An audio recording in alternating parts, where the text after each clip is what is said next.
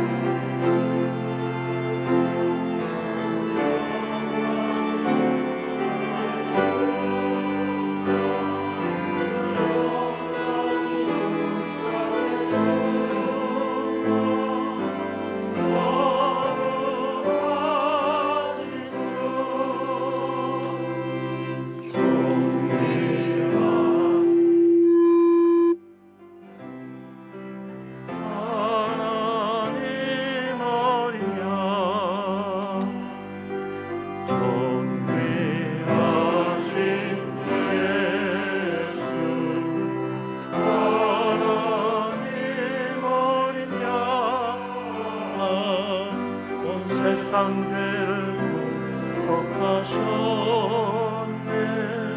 온 세상 죄를 구속하셨네. 온 세상 죄를 구속하셨네. 어린 양 예수. 거룩한 주일, 복된 날입니다. 우리 하나님 이곳에 함께 하시고 우리 예배를 받으십니다. 믿음으로 주님 앞에 나아가는 복된 시간이 되기를 바랍니다.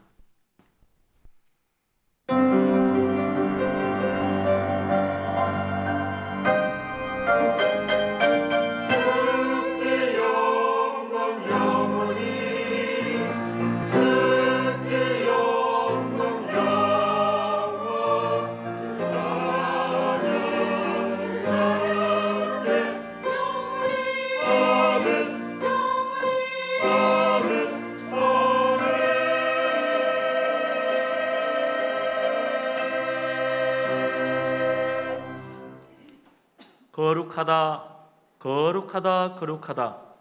주 하나님 곧 전능하신 이여, 전에도 계셨고 이제도 계시고 장차 오실 이시라.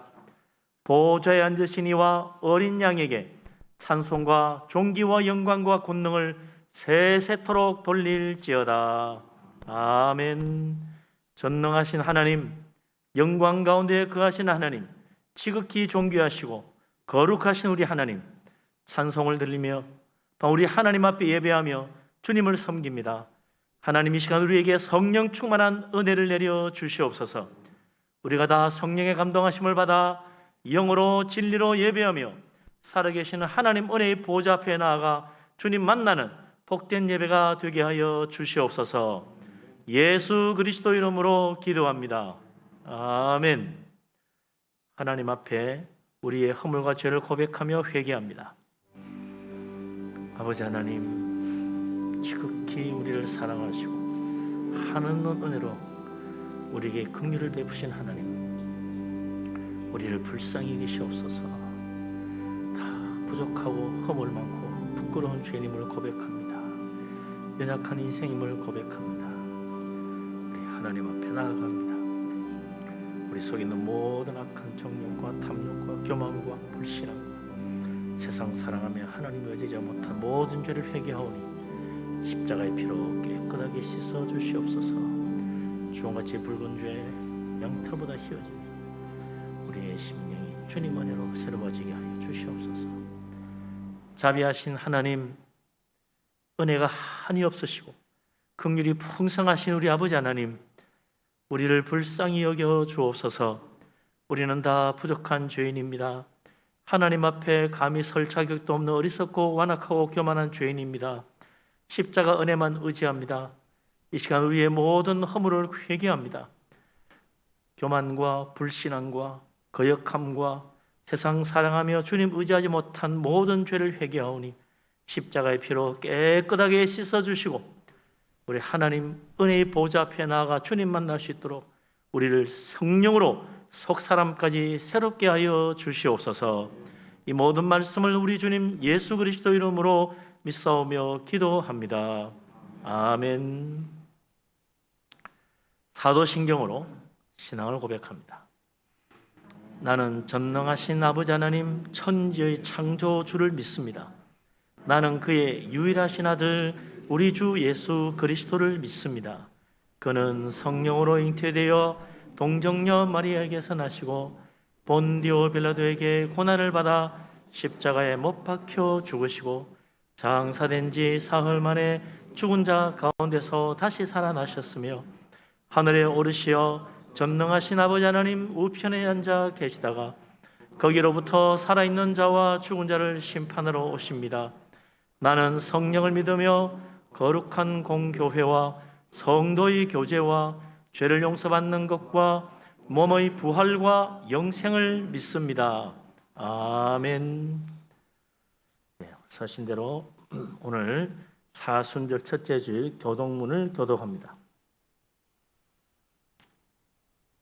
내 하나님이여 내 하나님이여 어찌 나를 버리셨나이까?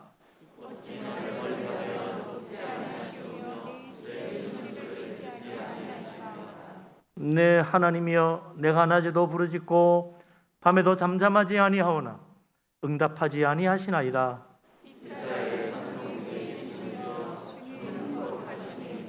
우리 조상들이 주께 의뢰하고 의뢰하였으므로 그들을 건지셨나이다.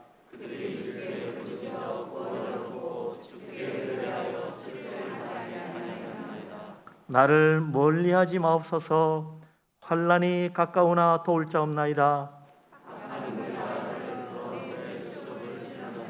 내가 내 모든 뼈를 셀 수 있나이다.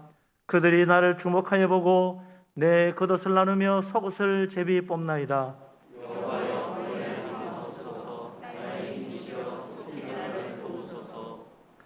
나를 사자의 입에서 구하소서. 주께서 내게 응답하시고 들소의 뿔에서 구원하셨나이다.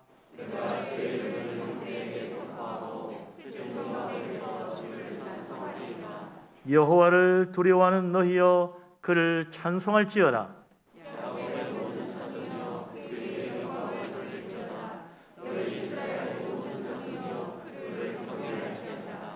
아멘. 찬송가 615장을 찬양합니다.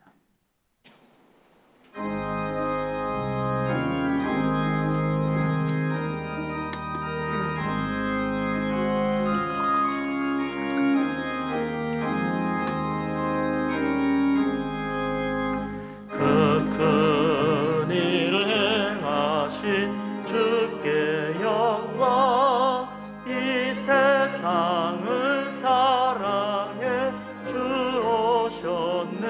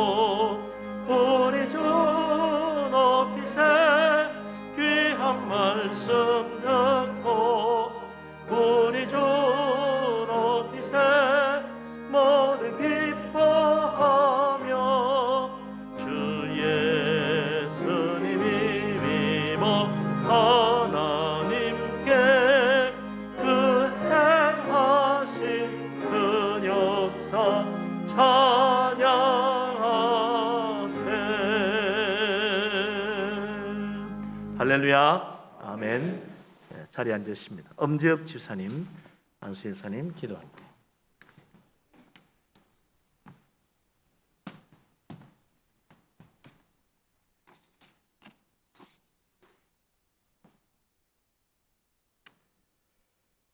사랑이 많으신 아버지 하나님, 주님의 거룩한 날에 저희를 불러주시고 주님 앞에 찬양과 경배드리게 하시니 감사합니다. 하지만 오늘도 죄로 얼룩진 모습으로 주님 앞에 나왔습니다. 아무 공로 없는 저희이지만 그리스도의 십자가 보혈의 은혜를 의지하여 나왔사오니 한없는 용서와 사랑을 넘치도록 부어주시옵소서. 사순절 기간 동안 예수님의 부활을 앞두고 주님만을 바라보고 생각하며 경건한 삶을 살도록 인도하여 주시고 주님께서 이끄는 본이 되는 삶이 기쁨 되게 하여 주옵소서. 저희로 하여금 낮은 자의 행복을 알게 하시고 이 땅의 욕심과 자존심을 버리고 오직 주님만을 따르는 삶이 고난의 삶일지라도 이것이 결국 준비된 생명의 면류관임을 깨닫고 부활하신 주님을 기념하는 그날까지 저희의 마음을 붙잡아 주시옵소서. 이 땅을 사랑하신 아버지 하나님, 먼저 몸과 마음의 아픔이 있는 사람을 위해 기도합니다. 여호와 라파이신 주님께서 치유의 능력으로 말미암아 병마로부터 완전한 치유와 마음의 위로가 되어 주시고 다시 기쁨으로 주님을 찬양하는 놀라운 기적의 역사를 나타내어 주옵소서. 기쁨과 신앙의 연약함으로 인하여 시험받고 있는 자들 또한 회복되게 하여 주시고 주와 함께하는 삶이 복된 삶이라는 것을 체험케 하여 주옵소서. 코로나19의 어려움 속에서도 지혜와 분별력으로 위기를 슬기롭게 이겨낼 수 있도록 도와주시고 코로나가 속히 종식되어 이것이 모두 주 하나님의 사랑이심을 이 땅의 모든 사람들이 느끼고 깨닫게 하여 주시고 다시금 주께 영광 돌리는 저희들 되도록 인도하여 주옵소서. 이 시간 분이엘 교회 모든 교인들을 위해 기도합니다. 믿음과 성령으로 다시 새롭게 거듭나게 하여 주시고 온전히 하나님만을 바라볼 수 있도록 도와주시며 주님의 몸된 가운데 각 지체로서 살아가는 데 부족한 없도록 인도하여 주시고 하나님께서 기뻐하시는 자녀 되게 하옵소서. 오늘도 주의 말씀을 선포하시는 구영철 목사님 특별히 붙들어 주시고 건강 주시어 이 교회를 이끌어가는 데 피곤치 않도록 함께하여 주옵소서. 어려운 가운데 찬양으로 영광 돌리는 호산나 성가대의 찬양을 받아주시고 모든 예배가 다시 회복되기를 간절히 기도드리며 지금 이 예배 그리고 인터넷으로 예배드리는 모든 성도들에게도 온전히 주께서 주장하셔서 어떤 사악한 무리들이 일절 틈타지 않도록 인도하여 주옵소서. 주님의 은혜에 감사드리며 사랑하시고 생명이신 주 예수 그리스도 이름으로 기도드립니다.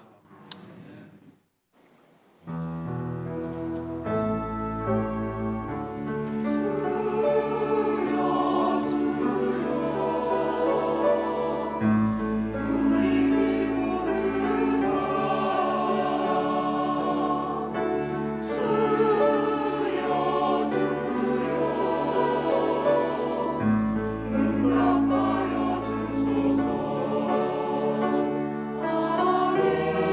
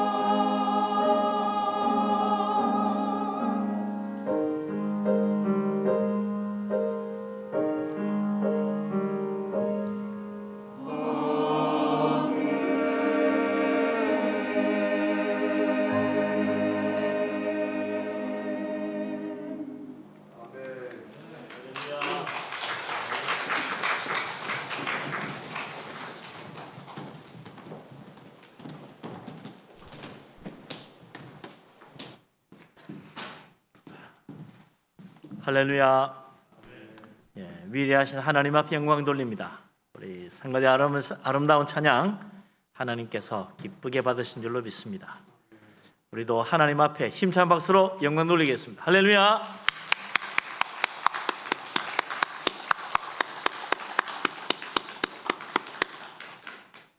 예, 한 주 만에 다시 또 이렇게 무사히 교회에 와서 예배합니다. 모두 반갑게 서로 인사하고 축복하며 교제합니다. 사랑합니다. 축복합니다. 예, 건강하시고 평안하시고 또 은혜 많이 받으시고 범사가 잘 되시기 바랍니다. 우리 하나님 말씀 보겠습니다. 요한복음 1장 29절 말씀입니다.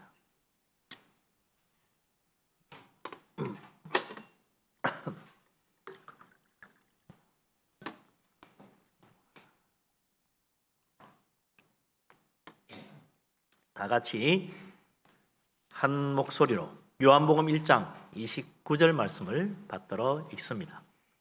이튿날 요한이 예수께서 자기에게 나오심을 보고 이르되 보라 세상 죄를 지고 가는 하나님의 어린 양이로다. 아멘. 네. 오늘 이 사순절 첫째 주일입니다. 사순절은 지난주 수요일부터 시작이 됐습니다. 마스크를 제가 벗고 한번 해야 되겠네. 아무래도 좀 마스크하면 소리가 먹먹하게 먹히는 것 같아가지고 좀 이상합니다. 사순절은 예수님 십자가 지시고 고난 받으시고 또 죽으시고 부활하시는 그 때를 미리 믿음으로 준비하며 기리며 또 기도하며 지내는 기간이 사순절입니다. 옛날에는 이 사순절 기간에 매일 한 끼 금식하는 게 원칙이었었어요. 요즘은 뭐 그렇게까지 하지 않고 또 지금도 그렇게 또 지키는 교회도 있고 뭐 그렇습니다만 사순절은 40일 동안 주님의 십자가를 묵상하는 기간이다. 그렇게 생각하면 되겠죠. 이번 사순절 기간에 참 지금 요즘 힘들고 어려운 때 더욱 주님의 십자가 묵상하며 이 고난을 믿음으로 잘 이겨나가는 귀한 축복의 시간들이 되시기를 바랍니다. 아멘. 복음서를 보면 예수님 이야기를 하기 전에 꼭 등장하는 사람이 한 사람이 있죠. 세례 요한이라는 사람입니다. 누가복음에는 심지어 예수님 탄생하시기 전에 또 세례 요한 탄생 이야기를 먼저 할 정도로 세례 요한은 예수님 이야기에 빠질 수 없는 중요한 서론과 같은 역할을 한 사람이다. 세례 요한이 누구이기에 어떤 사람이기에 저런 일을 하나 사람들은 참 궁금했습니다. 광야에서 하나님 말씀을 전파하는 세례 요한, 광야에서 메뚜기 먹고 살면서 하나님 말씀을 선포하는 요한이라는 사람, 회개하라 전파하고 회개하는 자에게 세례를 베풀어주는 이 요한이라는 선지자, 도대체 누구야? 저 사람은 왜 저런 일을 하지? 다들 궁금했습니다. 그래서 요한복음 1장 오늘 읽은 이 말씀 앞에 보면 1장 20절에 유대인들이 제사장과 레위인들을 보내가지고 도대체 저 광야에서 세례를 주고 있는 세례 요한이라는 사람의 정체가 뭔지 좀 알아보고 오너라 그랬다는 거죠. 그래서 당신 뭐 하는 사람인데 이러고 있냐? 그때 세례 요한이 숨기지 않고 확실하게 말하기를 나는 그리스도가 아니다 그랬어요. 나는 메시아가 아니다. 자기는 분명히 메시아가 아니라고 사람들에게 이야기했습니다. 그럼 너 누구냐? 엘리야냐? 왜 엘리야 비슷한 모습을 하고 그러고 있냐? 엘리야 아니다. 그러면 그 선지자냐? 그 아니라. 그 선지자도 아니다. 여기서 그 선지자라는 말을 이게 우리가 조금 잘 봐야 될 말이죠. 왜냐하면 당신 선지자요? 이렇게 물은 거하고 당신 그 선지자요? 하고 물은 거하고는 완전히 의미가 다르다는 거예요. 당신 선지자요? 라고 물었다면 그거는 지금까지 있었던 수많은 선지자들, 그런 사람과 같은 또 한 사람의 선지자냐? 그렇게 물은 거죠. 그렇다면 세례 요한이 아마 예 맞아요, 나도 선지자요 라고 했을 겁니다. 그런데 네가 그 선지자냐? 라고 할 때는 그건 그 옛날 출애굽 때 위대한 선지자로 하나님께 부름받아 일한 모세와 같은 선지자를 말하는 것입니다. 그래서 신명기 18장 15절에 보면 모세가 말하기를 내 하나님 여호와께서 너희 가운데 나와 같은 선지자 하나를 일으키시리니 너희는 그의 말을 잘 들어야 한다, 그렇게 말했다는 거예요. 이 모세는 이제 나이가 들어서 120이 돼서 세상을 떠납니다. 그런데 모세가 앞으로 내 뒤에 나와 같은 선지자 하나를 일으키실 텐데 그의 말을 들어야 멸망하지 않는다, 그랬다는 거예요.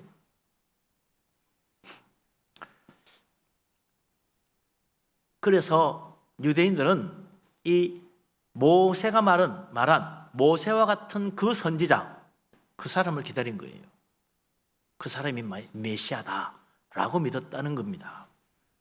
그래서 사도행전 3장 22절 23절에 보면 성전 미문에 앉아서 구걸하는 안전뱅이 날 때부터 걸어보지 못한 사람을 베드로와 요한이 일으키죠. 우리에게 은과 금은 없지만 나사렛 예수 그리스도의 이름으로 일어나 걸으라. 그랬더니 그 사람이 막 일어나가 막 뛰며 찬양하며 막 가는 거죠. 모두 깜짝 놀랐습니다. 사람들이 막 모여들었어요. 그때 베드로가 그들 앞에서 설교를 합니다. 복음을 전합니다. 그 복음을 전하면서 베드로가 이런 말을 해요. 이 모세가 한 말을 인용해가지고 하나님이 너희를 위하여 나 같은 선지자 하나를 세울 것이니 너희가 무엇이든지 그 모든 말을 들을 것이라. 누구든지 그 선지자의 말씀을 듣지 아니하는 자는 백성 중에서 멸망받으리라 라고 했다는 거예요. 그 선지자가 바로 누구예요? 예수님이라는. 그 예수님의 말을 잘 들어야지 예수님 말씀 안 들으면 멸망한다. 모세와 같은 선지자 한 사람을 하나님이 보내신다. 그래서 하나님과 이스라엘 사이에 중보자가 되어서 하나님 말씀을 전해주고 했던 그 위대한 선지자와 같은 분, 예수님이죠. 그래서 세례 요한이 자기는 선지자이긴 하지만 그 선지자는 아니기 때문에 당신 그 선지자요? 라고 물으니까 아니라고 답한 거죠. 세례 요한은 자기가 두 번 거듭 나는 메시아가 아니라고 말한 거예요. 직접 나는 메시아가 아니다, 그리스도 아니다 라고 했고, 사람들이 모세의 예언대로 그 선지자라고 하는 사람이냐? 아니다. 역시 나는 메시아가 아니다 라고 말한 거죠. 그러니까 제사장 레위인들이 도대체 당신은 뭐요? 왜 광야에서 이러고 있어? 라고 물으니까 세례 요한이 뭐라고 그럽니까? 나는 선지자 이사야의 말과 같이 주의 길을 곱게 하라고 광야에서 외치는 자의 소리라 그랬어요. 세례 요한은 메시아 주님이 오시는 길을 곱게 하려고 광야에서 외치는 자의 소리라, 사람들이 그리스도를 맞이할 수 있도록 믿음의 준비를 하도록 하는 사람이 바로 나다, 그런 이야기죠.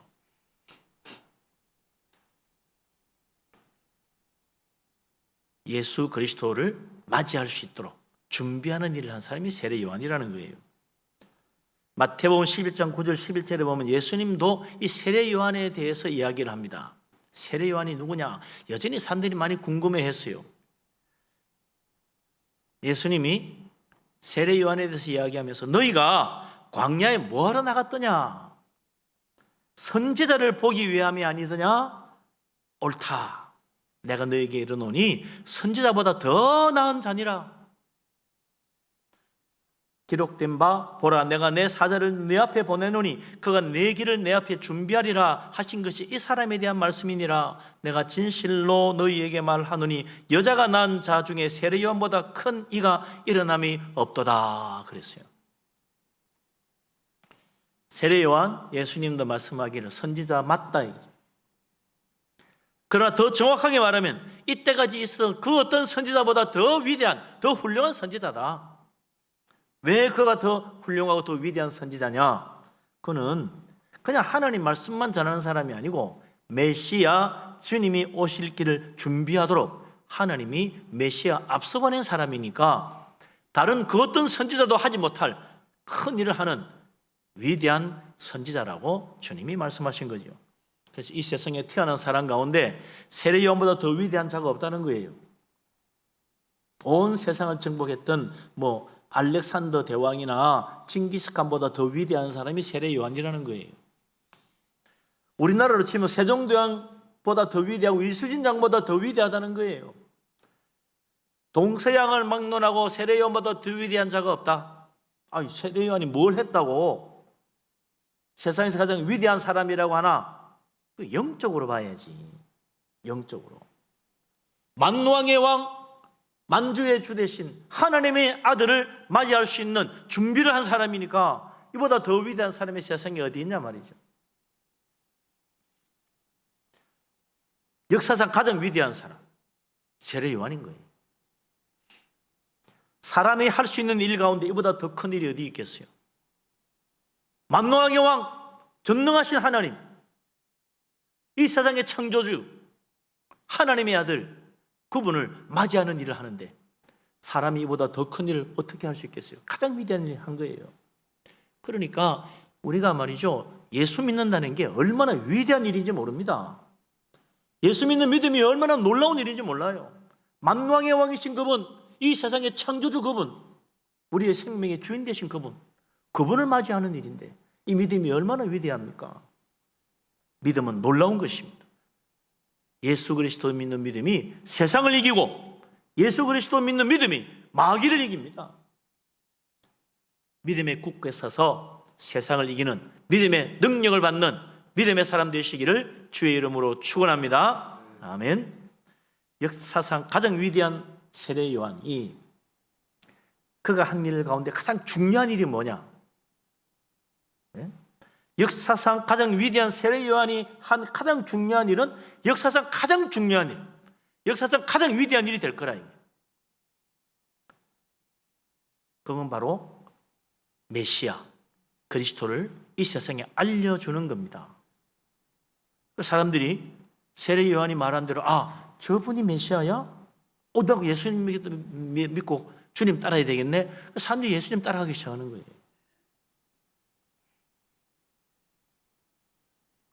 세례 요한이 그래서 메시아가 누구인지 사람들에게 밝혀주는 것입니다. 그것이 바로 오늘 우리가 읽은 요한복음 1장 29절 말씀입니다.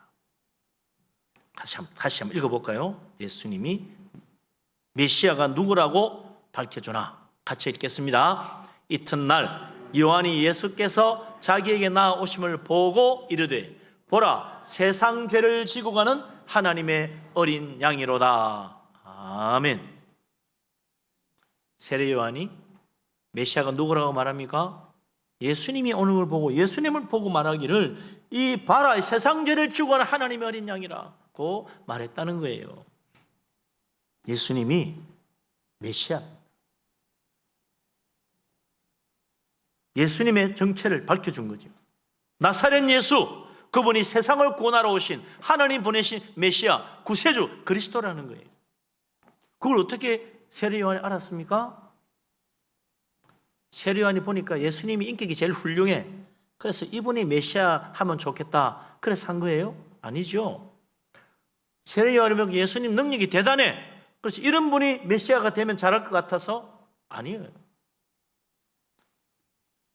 세례 요한이 가만 보니까 예수님이 훌륭한 데다가 자기 제일 가까운 친척이야, 사촌이야, 사촌 동생. 그래서 이왕이면 우리 집안 사람 메시아 시키면 좋겠다. 그래서 했어요? 아니죠. 세례 요한도 메시아가 누군지 원래 몰랐다고 그래요. 근데 하나님이 알려주신 겁니다. 요한복음 1장 33절 34절 세례 요한이 한 말을 한번 보십시다. 요한복음 1장 33, 34 같이 한번 읽어볼까요? 나도 그를 알지 못하였으나 나를 보내어 물로 세례를 베풀라 하신 그이가 나에게 말씀하시되 성령이 내려서 누구 위에 머무든 것을 보거든 그가 곧 성령으로 세례를 베푸는 이인 줄 알라 하셨기에 내가 보고 그가 하나님의 아들이심을 증언하였노라 하니라. 아멘.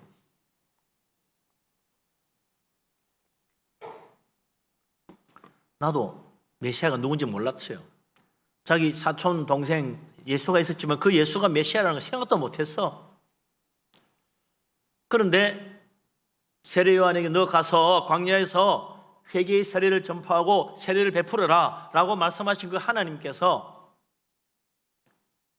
중요한 사실 하나 말해줬다는 거예요. 세례를 줄 때 성령이 내려와서 그 위에 머무는 사람이 있거든. 이 사람이 바로 성령으로 세례를 베푸는 이라 그렇게 알려줬다는 거예요. 수많은 사람 세례를 베푸는데 그냥 세례받고 다 그냥 갔어. 그런데 예수님에게 세례를 베푸니까 그날 성령이 비둘기처럼 예수님 머리 위에 와서 머무는 걸 본 거예요. 그래서 이분이 바로 성령으로 세례를 베푸시는 분이구나. 그래서 내가 하나님의 아들이라. 봐라, 하나님 아들이다. 그렇게 정언했다는 거예요.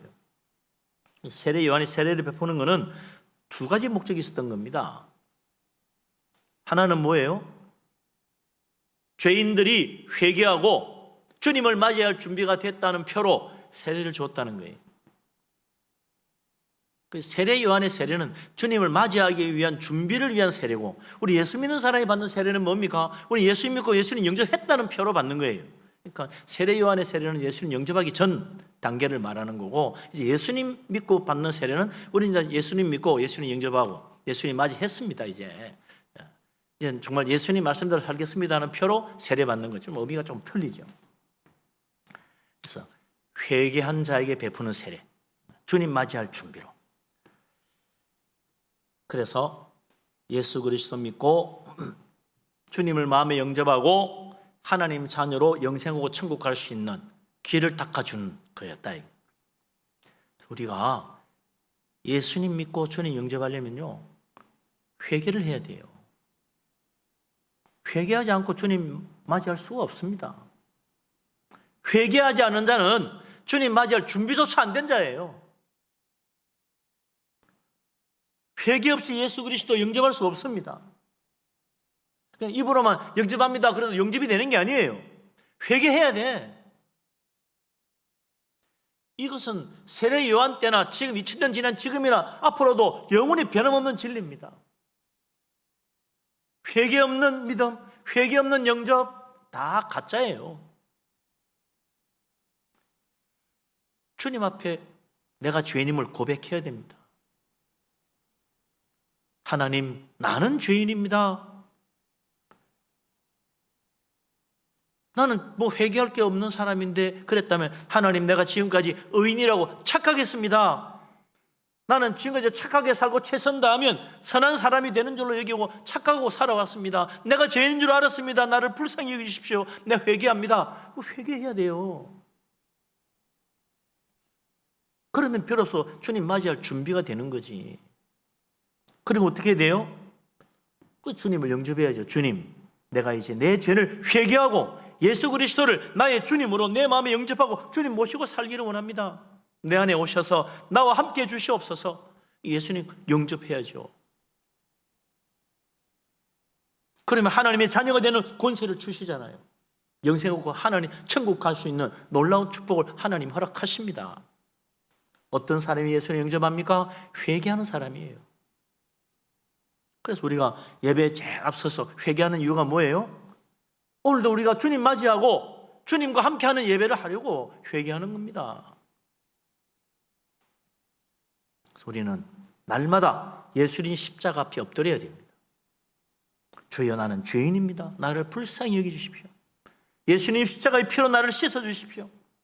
주님을 오늘 다시 내 마음 중심에 나의 왕으로, 나의 주님으로 온전히 모시기를 원합니다. 예수님 십자가의 피로 나를 깨끗하게 씻어주시옵소서. 주님 앞에 날마다 회개하며 예수님 내 안에 온전히 모시고 살아야죠. 아니, 나 10년 전에 영접했는데요. 그분이 지금도 그 내 마음 중심에 온전히 계신가요?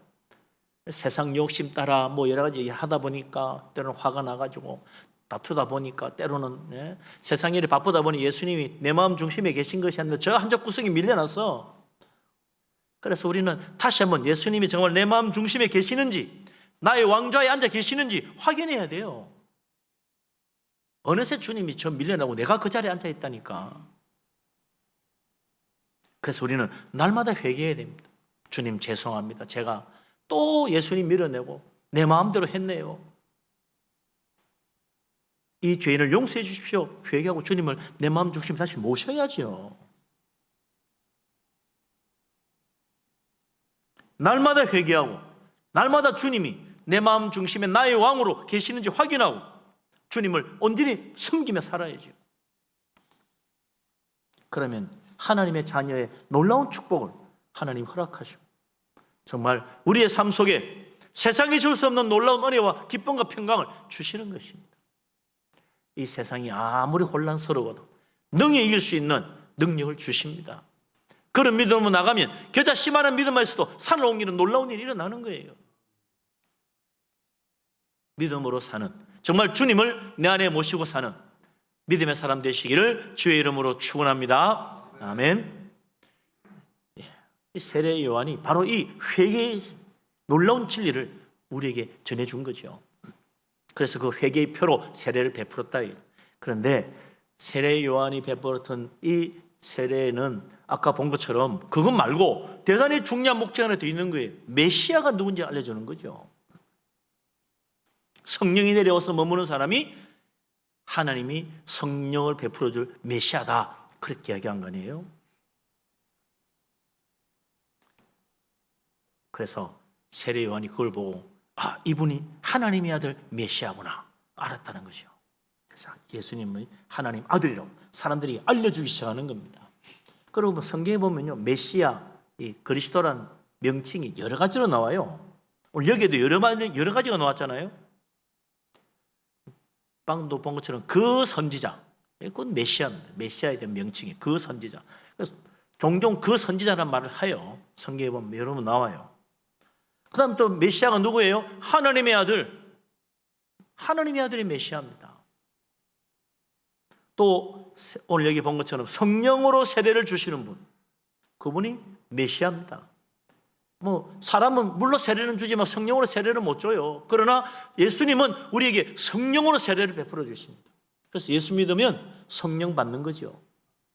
예수 믿었는데 성령 안 받았다? 그거 잘못된 겁니다. 받아놓고도 모르고 있든지 진짜 안 받았든지 둘 중에 하나지. 정말 내가 예수 믿었으면 성령 받았어요. 그걸 어떻게 합니까? 그러면 간단하게 알 수 있어. 그럼 거짓말로 믿고 있어요? 나 사실 안 믿는데 사기치고 있어요? 그거 아니면 진실로 믿는 거예요. 거짓말 안 가리면 사실이지. 두 개 중에 하나지. 그 중간에 있습니까? 그렇게 정말 거짓 아닌 믿음으로 내가 거짓말 아닌 진실로 내가 예수님 믿는다고 말한다면 그 사람은 성령 받은 사람이에요. 예수님이 성령 부어주셨어요. 또 우리가 잘 아는 메시아에 대한 유명한 이름이 또 있죠. 다윗의 자손. 그래서 막 사람들이 예수님 참 다윗의 자손이요, 나를 불쌍히 여기십시오. 장님도 예수님께 와서 눈 뜨고, 너도 나도 다윗의 자손 부르면 예수님께 와서 고침받고, 문둥병자도 고침받고 그랬죠. 다윗의 자손, 메시아에 대한 중요한 명칭이죠. 그런데 오늘 세례 요한이 그리스도 메시아에 대한 또 다른 중요한 말을 하나 우리에게 줍니다. 그게 뭐냐면 세상 죄를 지고 가는 하나님의 어린 양이라는 거예요. 메시아는 세상 죄를 지고 가는 하나님 어린 양입니다. 그런데 당시 유대인들은 메시아는 하나님의 아들로 영광 가운데 구름 타고 와서 이 세상 모든 나라 군세를 멸하고 위대한 다윗 왕국을 다시 세우는 영웅 중의 영웅이라고 생각하고 있었던 거예요. 그런데 세례 요한은 전혀 다른 말을 합니다. 메시아는 이 세상을 놀라운 권세로 멸하고 다윗 왕국을 세우려는 영웅이 아니고 이 세상 모든 죄를 지고 가는 하나님이 우리에게 보내신 어린 양이다 라고 말씀한 거죠. 그래서 이 세례 요한은 자기 두 제자에게도 요한복음 1장 46절에 보면 봐라 하나님 어린 양이다. 그러니까 그 제자들이 메시아라고 말하는구나. 그러고는 따라갑니다. 그 중에 하나는 시몬 베드로의 형제 안드레라, 예수님 만나고 나서 가서 베드로에게 그러잖아요. 형, 오늘 내가 메시아를 만나서, 하나님 어린 양을 만나서 그러지 않고 메시아를 만났다는 거야. 하나님의 어린 양이 메시아라는 거예요. 세례 요한에게서 늘 그렇게 배웠으니까 이분이 메시아라고 말한 겁니다. 하나님의 어린 양, 세상 죄를 지고 가는 하나님의 어린 양, 메시아, 우리를 구원하러 오신 분이십니다. 하나님의 어린 양은 우리를 죄에서 구원하기 위하여 하나님이 준비하신, 하나님께 드려질 희생 제물이라는 거죠. 희생 제물.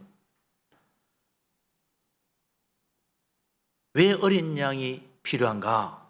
출애굽 12장에 보면요, 6월절 어린 양을 잡는 이야기가 나옵니다. 이스라엘 사람들이 애굽에서 노예가 되어가지고 탈출해 나가는데 그냥 되지 않았죠. 10가지 재앙을 베풀었어요. 날강물이 피가 됐습니다. 사람들이 물을 못 먹어서 물이 썩어지니까 먹지를 못해가 막 고통당하는데 이스라엘 땅에는 아무런 이상이 없어. 맑은 물이 솟아나. 그러면 또 개구리가 올라오는데 온 땅이 개구리야. 뭐 집안에도 집 밖에도 전부 다 개구리야. 못 살겠어. 근데 이스라엘 땅에는 개구리가 없어. 또 이번에는 뭐 이가 들끓고 날파리가 들끓고 난리인데 이스라엘 땅에는 뭐 파리도 이도 없어. 이번엔 또 재앙이 와가 뭐 가축이 병들어 죽고 말이죠. 뭐 사람들이 존경하고 난리야. 그런데 이스라엘 땅에는 아무도 아픈 게 없고 짐승도 아픈 생각이 하나도 없어. 메뚜기 와서 다 갉아먹고 뭐 우박이 내리고 난리가 났는데 이스라엘 땅에는 메뚜기는커녕 아무것도 와서 피해를 입은 것이 없고 이스라엘 사람들이 있는 그 땅에는 우박도 안 내렸어. 그런데 마지막 10번째 재앙, 죽음의 재앙은 그냥 하나님이 이스라엘 모든 장자들 다 쳐서 멸하노라. 그렇게 해서 그냥 그 다음에 보니까 이스라엘 땅에는 아무도 안 죽고 애국 사람만 다 장자가 죽었나? 그게 아니에요. 죽음의 이 놀라운 일은요, 온 애국 땅 전체 다 부지는 거예요. 죽음은 예외가 없어. 그런데 살 길이 딱 하나 있지. 어린 양을 잡아서 그 피를 문설주와 문인방에 바르고 그리고 그 어린 양을 먹고 그 가족과 함께 그 밤이 지나기를 기다리는 그 집에는 죽음의 천사가 그냥 지나가는 거예요. 그러나 어린 양의 피를 바르지 않고 어린 양을 먹지 아니하는 모든 집에는, 장자는 물론 그 집에 제일 첫 번째 난 짐승의 새끼까지 다 죽는 거야. 다 죽는 거야. 죽음의 재앙은 이스라엘 사람이든 유대인이든 이스라엘 애굽 사람이든 왕이든 상관이 없어요. 이 죽음이란 건 오늘도 그렇잖아요. 남녀노소 빈부귀천 상관이 없어. 모든 사람에게 찾아오는 게 죽음입니다. 그 죽음을 피할 길은 오직 하나, 우리를 위하여 희생해야 할 제물이 필요한 것입니다. 그래서 이 마지막 10번째 재앙은 그냥 이스라엘 사람들 가만히 앉아있으면 피해가는 게 아니고 양을 잡아야 돼. 우리의 생명을 위한 희생 제물이 필요해요. 어린 양의 피가 필요했어요. 그래서 그 이스라엘 사람들이 죽음을 모면하고 넘어갈 수 있었던 것입니다. 그 6월절 어린 양의 희생이 이스라엘을 죽음에서 생명으로 구해주고 그 어린 양 희생으로 말미암아 이스라엘 백성들이 노예에서 해방되어 자유를 얻은 거예요. 세례 요한이 오늘 우리에게 선포합니다. 예수 그리스도는 메시아다. 그러나 그는 영광의 능력으로 오신 분이 아니라 우리를 죄와 죽음에서 구원하기 위하여 자기를 희생하여 죽음에 내어주러 오신 하나님의 어린 양이다. 하나님의 어린 양의 희생 없이 너희는 죽음에서 자유를 얻을 수 없다. 하나님의 어린 양 예수 그리스도의 희생 없이 우리는 결코 죄에서 벗어날 수 없다. 예수 그리스도 하나님의 어린 양 그분의 희생이 있어야만 우리가 자유를 얻고 생명을 얻고 구원받고 진정한 천국으로 갈 수 있는 축복의 문이 열리는 것이다. 예수 그리스도 그분의 이름을 부르는 자 누구든지 구원 얻는 놀라운 은혜를 그래서 하나님이 허락하시는 것이다. 예수님도 자기가 땅에 오신 목적이 바로 그렇다고 말했어요. 마가복음 10장 45절에 뭐라고 말합니까? 인자가 온 것은 섬김을 받으려 함이 아니라 도리어 섬기려 하고 자기 목숨을 많은 사람의 대속물로 주려 함이니라. 할렐루야. 아멘. 예수 그리스도는 자기 목숨을 많은 사람의 대속물로 주려고 오신 하나님의 어린 양이십니다. 하나님이 준비하신 하나님께 드려질 어린 양 예수 그리스도, 그분이 자기 목숨을 내어주시고 십자가의 고난 받으심으로 우리가 진정 죄와 죽음과 사탄의 권세에서 벗어나 영원한 하늘나라 천국의 소망을 가질 수 있는 하나님의 자녀로 변화된 것입니다. 예수 그리스도 주님의 십자가를 믿는 자, 죽음에서 생명으로 옮기고 예수 그리스도 우리 죄를 위해 희생하신 그 주님의 십자가 은혜를 믿는 자, 이제 심판받지 아니하고 저 하늘나라 하나님의 자녀로 우리 하나님께서 기쁘게 받아주시는 것입니다. 우리를 죄와 죽음에서 자유케 하려고 자기 자신을 십자가에 내어주신 하나님의 어린 양 예수 그리스도, 그분을 믿으시기 바랍니다. 아멘. 예수님이 그래 내가 너희를 희생하마 그런다고 그냥 우리가 구원받는 건 아니에요. 오늘 여기 있는 것처럼 하나님의 어린 양, 우리 대신 희생하는 그 어린 양은 세상 죄를 지고 가는 거예요. 세상 죄를 지고 우리를 위하여 희생하심으로 우리가 죄에서 벗어나는 것입니다. 근데 예수님이 지고 갈 죄가 없다. 나는 깨끗한데요, 나는 착하게 살았는데요, 나는 어려운데요, 내가 뭐 특별히 지은 죄가 있나요? 어떻게 주님이 뭘 지고 가요? 지고 갈 죄가 없는 거지 그러면.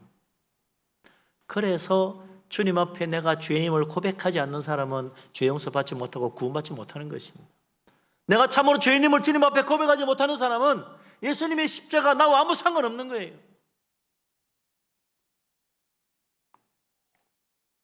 주님은 우리의 죄를 지고 십자가에 고난받으시는 하나님의 어린 양이십니다. 우리가 죄인이기 때문에 주님이 우리 죄를 지고 십자가에 고난받으신 것입니다. 예수님 그냥 고귀한 희생정신을 발휘해서 죽으신 게 아니에요. 우리 모든 죄를 대신 짊어지시고 희생하신 하나님의 어린 양, 그 주님이 세상 죄를 지고 십자가로 가셨습니다. 그래서 우리의 죄를 십자가 저 너머로 옮기신 거예요. 죄가 그냥 옮긴다고 쓱 넘어가나요? 예수님이 우리 죄를 지고 십자가 저 위로 집어 던지면 넘어갑니까? 죄가 그렇게 넘어가지 않아요. 어떻게 우리 죄를 짊어지고 십자가 저 너머로 던져 옮길 수 있겠습니까? 세상도 그렇잖아요. 죄 지으면 어떻게 돼요? 그냥 죄 요거 좀 옮겨주세요. 그냥 옮기지나요? 하다못해 벌금이라도 내야 돼. 네? 죄값을 치러야지. 죄가 좀 크면 감옥살이 해야 되고 더 크면 사형을 당하기도 하고 그러는 거예요. 옛날에는 법을 어기고 죄를 지으면 거기에 상응하는 벌을 받는데 눈에는 눈, 이에는 이, 그렇게 갚았어요. 목숨에는 목숨, 그렇게 갚는 거예요. 죄값을 갚을 능력이 없으면 감옥살이 하는 거예요. 큰 죄를 지어 사형당하면 창에 찔려 죽든지 칼로 목뱀을 당하든지 그러는 거죠. 죄의 형벌을 다 받아야 죄에서 풀려납니다.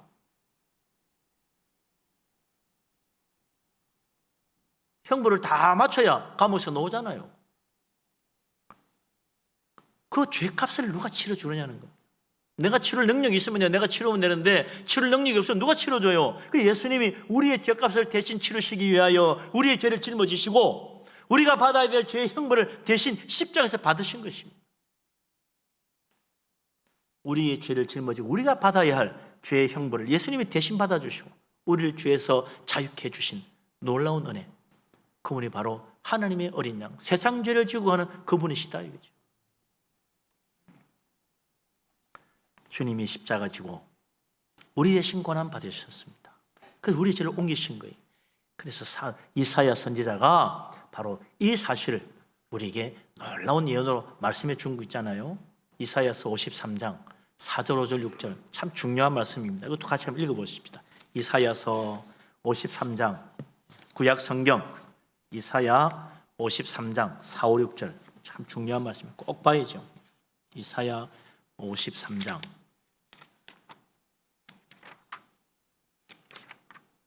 4절, 5절, 6절 같이 읽겠습니다.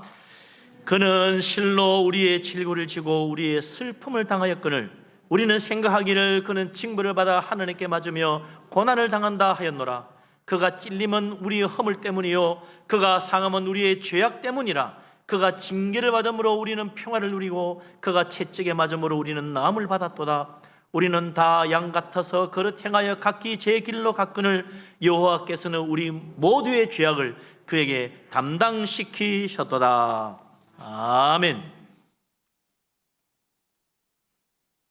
예수님이 십자가 지시고 고통과 슬픔을 당하신 이유는 바로 우리의 죄의 징벌을 대신 받으신 것이다. 이사야 선지자가 예수님의 고난을 분명히 말씀해 주는 것입니다. 예수님이 우리의 죄를 지고 가지 않았다면 아무 받을 필요가 없는 고난인 거죠. 우리의 거짓말과 우리의 악한 말과 우리의 미움과 원망과 다툼과 불화의 모든 죄악을 예수님이 대신 짊어지고 그 죄의 징벌을 십자가에서 받으심으로 그 몸에 창을 찔리시고 예수님께서 고난을 받으신 것입니다. 주님이 십자가에서 손과 발에 못을 박히고 피 흘리시며 그 몸이 상하신 것은 우리의 죄악 때문입니다. 우리가 우상 숭배하고 미신을 따르고 불신앙으로 하나님 기뻐하지 않는 죄를 행하고 하나님 말씀 거역하고 불순종하고 모든 죄악과 우리 욕심을 따라 행한 그 모든 죄 때문에 주님이 대신 그 죄를 짊어지시고 십자가에 손과 발에 못 박히시고 피 흘리시며 그 몸을 상하신 것이다. 주님이 채찍에 맞으시고 온몸이 피투성이 되신 이유로 우리가 지은 허물의 죄값을 대신 치르기 위하여 받으신 죄의 징벌이시다 이거죠.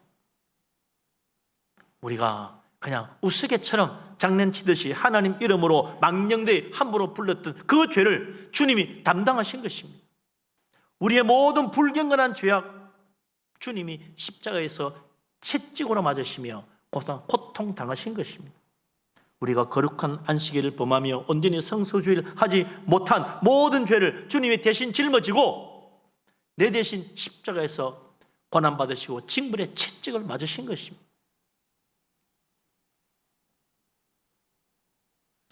우리가 부모님을 거역하고 순종하지 못하며 살인하며 간음하며 도둑질하며 이웃을 행하려 거짓 증거한 모든 것들 때문에 주님이 그걸 다 짊어지고 십자가에 자기 목숨을 내어 죽음으로 그 죄의 값을 다 갚으신 것입니다. 예수님의 십자가는 우리의 죄를 대신 값을 치르는 징벌의 자리요 형벌의 자리였다는 것입니다. 그런데 우리는 그걸 몰랐어요. 꿈에도 생각하지 못했어요.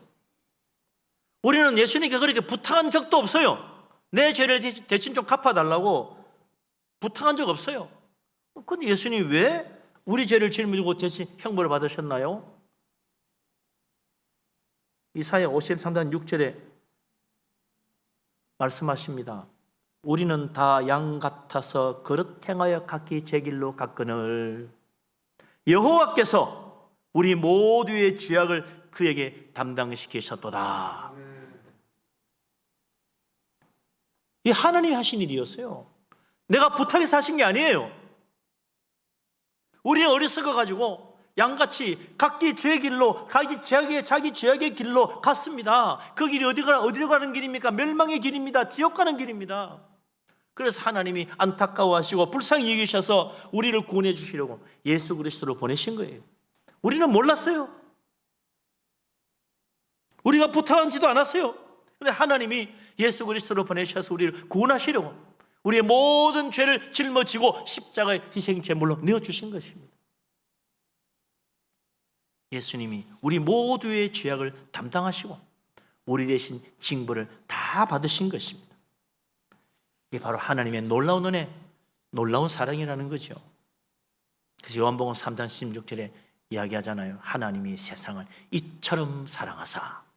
하나님이 너무나 우리를 사랑하셔서 독생자를 주셨으니 어디로요? 십자가에 하나님의 어린 양으로 희생하는 제물로 우리의 죽음 대신 그 주님을 십자가에 죽게 하심으로 이제 누구든지 그를 믿는 자 멸망하지 않고 영생 얻게 하신다고 우리 하나님 말씀하지 않습니까? 이번 사순절에 세상 죄를 지고 가시는 하나님의 어린 양 예수 그리스도를 바라보며 세상 죄를 지고 가는 하나님의 어린 양 예수 그리스도를 묵상하며 은혜 받는 시간이 될 수 있기를 주의 이름으로 축원합니다. 이번 사순절 주님의 십자가 붙들고 참으로 우리의 허물과 죄를 회개하고 주님을 새롭게 만나는 귀한 시간 되시기를 주의 이름으로 축복합니다. 아멘. 기도합니다. 하나님, 우리를 사랑하시고 붙드시고 축복하심을 감사합니다. 예수 그리스도 땅에 보내시고 우리의 모든 죄를 짊어지고 십자가에 희생한 하나님의 어린 양 되어 주시니 진실로 감사합니다. 우리가 진정 주님 앞에 겸손히 엎드리며 내가 죄인임을 회개하며 예수 그리스도 나의 주님으로 나의 왕으로 온전히 모셔드리고 주님을 섬기며 주와 함께 살아가는 우리들 다 되게 하여 주시옵소서. 이번 사순절에 주님의 십자가 은혜가 넘치도록 인도하여 주시옵소서. 예수 그리스도 이름으로 기도합니다. 아멘. 찬송가 304장을 찬양합니다.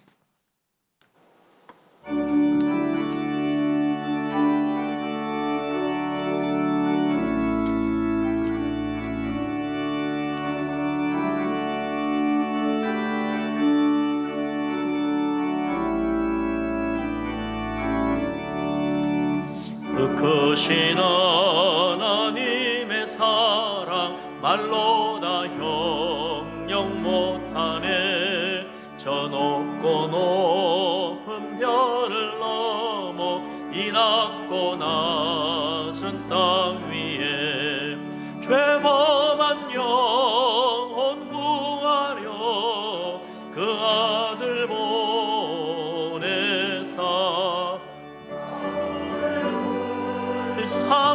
삼으시고 죄 용서하셨네. 하나님 크신 사랑은 측량다 못하네. 영원히 변치 않는 사랑 성도여 찬양하세. 하늘은 시절 지나가고 땅 위에 영화 쇠할 때 주 믿지 않던 영혼들은 큰 소리 외쳐 울어도 주 믿는 성도들에게 큰 사랑 베푸사 우리의 죄 사했으니 그 은혜 있을까. 하나님 크신 사랑은 측량다 못하네. 치 않는 사랑 성도여 찬양하세. 하늘을 두루마리 삼고 바다를 먹물 삼아도 한없는 하나님의 사랑 다 기록할 수 없겠네. 하나님의 크신 사랑 그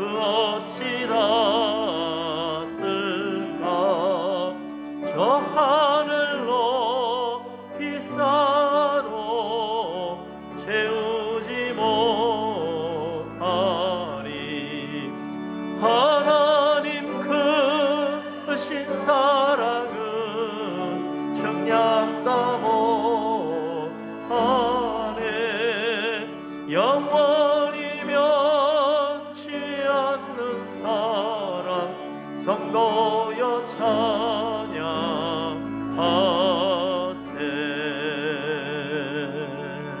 할렐루야. 아멘. 감사의 물 드리신 분 있습니다. 주님 은혜 감사합니다. 임마누엘 주님 함께 하실 줄 믿습니다. 범사에 감사해서 또 생일 감사로 예물 드리시고 성미로 바쳤습니다. 아버지 하나님, 주님의 놀라운 은혜 크신 축복을 진실로 감사합니다. 모든 것이 다 하나님께서 주신 것이요 영육간의 모든 축복이 우리 하나님께로부터 온 줄로 믿습니다. 믿음으로 예물을 바치오니 기쁘게 받아 주시옵소서. 감사의 제목을 따라 드립니다. 범사가 잘되며 기도가 응답되게 하여 주시옵소서. 11절을 바칩니다. 약속하신 대로 하늘 문을 열어 물붓듯이 복을 붓고 그 창고에 쌀 곳이 없도록 가득 채워 주옵소서. 선경금 근초원금 바칩니다. 하나님 나라 주님의 교회를 위하여 헌신합니다. 주님 복을 주시사 그 집의 터가 넓어지고 아름다운 곳으로 채우시며 자녀들도 잘 되게 하여 주옵소서. 하나님 앞에 빈손으로 오지 아니하고 주일헌금을 드립니다. 성미로 바칩니다. 주정으로 드립니다. 또한 구제헌금 여러 가지 제목의 예물 드리십니다. 하나님 기뻐 받으시고 복을 주시사 들어와도 복 받고 나가도 복을 받게 하여 주시옵소서. 우리 자신도 하나님께 드리시며 주님 영광 돌리는 삶이 되기를 원합니다. 주님 이 예물 기뻐 받으심을 믿습니다. 예수 그리스도 이름으로 기도합니다. 아멘. 자리에 앉습니다.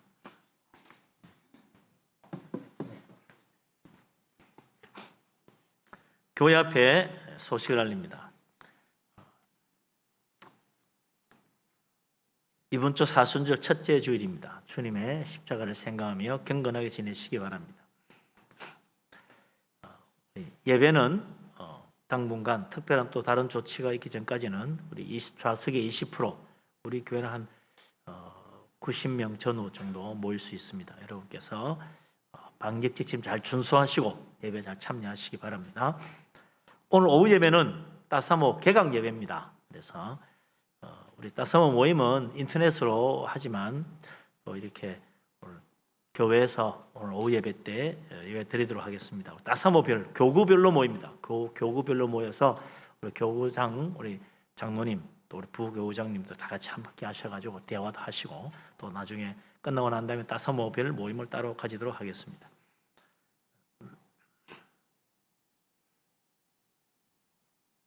다음 주일은 남녀 선교회 연합 헌신 예배로 드리도록 하겠습니다.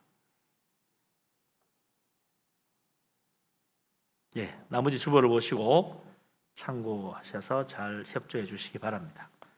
이제 일어나십니다. 모든 영광 하나님께 찬양드립니다.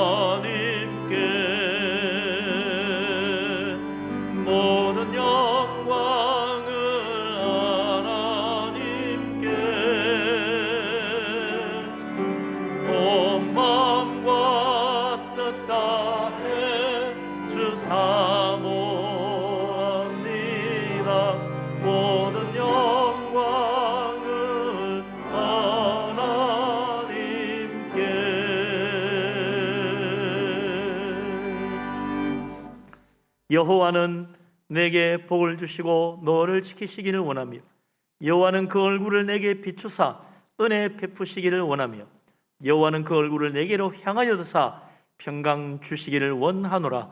이제는 우리 주님 예수 그리스도의 놀라우신 은혜와 아버지 하나님의 크신 사랑과 보혜사 성령님의 교통하심이 하나님을 사랑하며 예수 그리스도 주님을 묵상하며 믿음으로 살아가기를 원하는 이 자리에 모인 주의 사랑하는 모든 사람들과 곳곳에서 예배하는 주님의 택하신 백성들 위해 항상 함께하기를 간절히 축원합니다. 아멘.